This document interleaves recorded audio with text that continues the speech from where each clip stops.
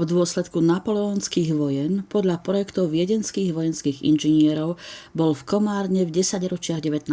storočia vybudovaný najväčší pevnostný systém stredoeurópskej habsburskej monarchie niekdajšieho Rakúsko-Uhorska.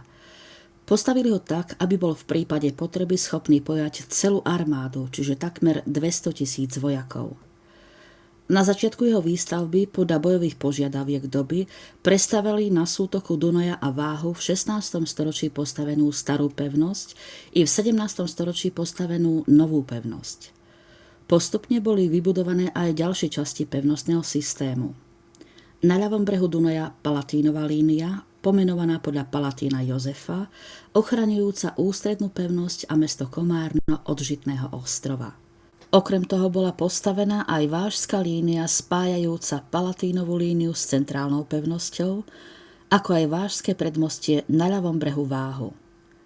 Na pravom brehu Dunaja bolo v tvare trojuholníka postavené Dunajské predmostie, Hviezdicová pevnosť, Monoštorská pevnosť a kruhovú bránu pevnosti z juhu uzatvárajúca Igmánska pevnosť. Výstavba pevnostného systému bola dokončená v roku 1877. Už aj v rozostávanom stave poskytovala v roku 1849 dostatočnú obranu maďarskej revolučnej armáde proti presile obliehajúcich cisárskych a cárskych vojsk. Ako je známe, Komárno ako poslednú baštu maďarskej buržoáznej revolúcie vzdali jeho obrancovia iba za určitých podmienok, z ktorých najdôležitejšia bola, že všetci obrancovia mohli slobodne odísť, čiže nepadli do zajatia. V pevnostnom systéme sídlili do rozpadu Rakúsko-Uhorska jeho vojenské jednotky Károlyho vlády a ich miesto nahradili 10. januára 1919 československé vojenské jednotky. V noci na 1. mája 1919 takmer 1700-členná ozbrojená skupina z pravého brehu Dunaja sa pokúsila vyhnať československú armádu z Komárna. Tento útok, ktorý si vyžadal mnoho obetí, nebol úspešný. Krvavý 1. máj 1919 pripomína na miestnom katolíckom cintoríne pamätník 102 neznámych maďarských bojovníkov a pamätník padlých československých vojakov. V dôsledku zmeny hraníc po viedenskej arbitráži československú posádku nahradila maďarská armáda, v roku 1944 nemecká armáda Wehrmacht a po prechode frontu druhej svetovej vojny 30. marca 1945 jednotky Červenej armády.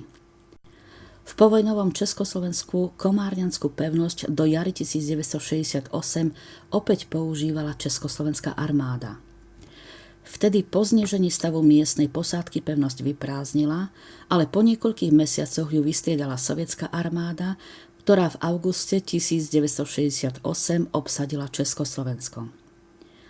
Na začiatku 90. rokov 20. storočia aj tá odišla z pevnosti. Na jej miesto prišli v roku 1993 vojaci novovzniknutej Slovenskej republiky. Keďže udržiavanie pevnosti ako kasárni bolo pridrahé, aj oni boli z pevnosti odvelení. V roku 2004 mesto Komárno odkúpilo od slovenskej armády ústrednú pevnosť pozostávajúcu zo starej a z novej pevnosti a odtedy sa v rámci svojich možností snaží jej objekty, nachádzajúce sa v pomerne zlom stave, sprístupniť verejnosti. Keď sa od mesta priblížime k ústrednej pevnosti, prichádzame k baštám novej pevnosti postavenej v rokoch 1663 až 1673. Na strednej bašte Madony pod malou strážnou vežičkou je umiestnená socha kamennej panny, symbolizujúcej nedobytnosť pevnosti. Na podstavci je latinský nápis Nec arte, nec marte, ani lsťou, ani silou.